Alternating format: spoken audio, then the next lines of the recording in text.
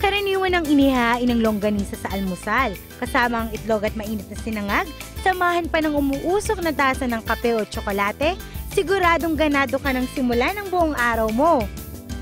Alam niyo ba na ang longganisa ay nagmula pa sa Espanya? Ilan sa mga Spanish longganisa o Spanish sausages ay sobrasadas, morcilla, botifarras, salchichas at salchichones.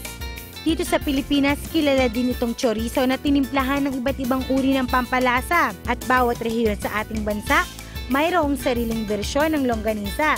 Bawat isa, may naiibang katangian. At dahil nga mula pa ito sa malalayong lugar, maliit lang ang tsansa na matikman mo lahat ng uri nito. Pero sa restaurant na ito, hindi imposible. Hinahain kasi dito ang halos lahat sa pinakasikat na longganisa dito sa bansa. Mula agahan hanggang hapunan, available ang mga ito kaya naman tsak matitikman mo.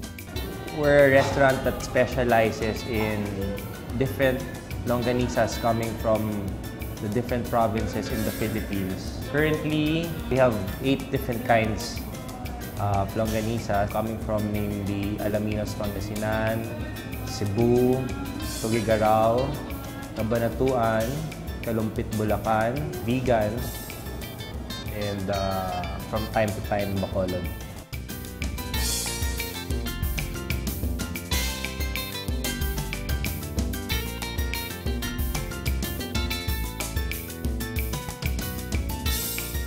Kung medyo sawa na kayo sa longsilog, tikman naman ang longganisa pizza. May mga twist na rin kami dito. No? We have a chori pizza, longganisa fried rice. We're coming up with a longganisa burger. So basically yun. O diba? Mapa kanin, mapa tinapay o mapa pizza version man, siguradong mai-enjoy mo ang paborito mong longganisa. Pagkatapos ng mala nationwide food trip ng longganisa, huminto naman tayo sa bandang norte at tikman ang isa sa pinagmamalaki ng mga Ilocano. Chicharon at beef fried pork meat kung ilarawan ng bagnet ng Ilocos Norte.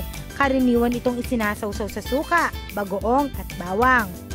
Ang vegan bagnet ay ang Ilocano version ng lechon kawali, malalaking tipak ng liempo, belly o pork sides na pinrito ng halos 2 ulit hanggang sa maging malutong. At dahil karaniwan na ang ganitong sistema ng pagluluto ng bagnet, naisipan sa restaurant na ito na maghain ng bagnet with a twist.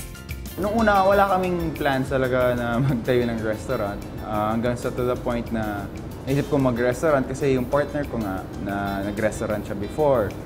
Tapos niyaya niya ako. Tapos sabi namin, sige, ano yung sigurong unique na pwede nating magawa? Or kaya yung hindi pa masyadong nagagawa, di ba? So sabi namin, sige, bagnet try natin. Kasi madami na rin nagtatapa, yung the usual. Ganun. So, sige, try naman natin itong bagnet na natin sa mangyari. We came up with having bagnet in different sauces na lang siya. So, meron kaming the original, of course.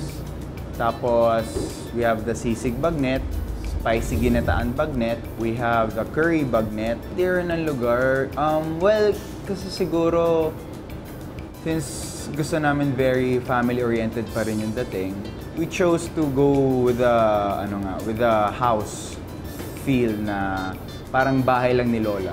Ganon. Yung pag pumunta ka, parang medyo luma yung gamit, tapos nun, memorable yung mga gamit. So, yun. Kaya makikita nyo dito, puro paintings, puro books, pati yung tables and chairs, lahat yan galing sa lumang bahay namin before. Ngayong bakasyon, hindi na kailangan pang pumunta ng Ilocos para matikman ang kanilang famous bagnet. At dahil hindi biro ang dami ng mantika at kolesterol na maaaring makuha dito, paalala namin, hinay-hinay lang sa pagkain.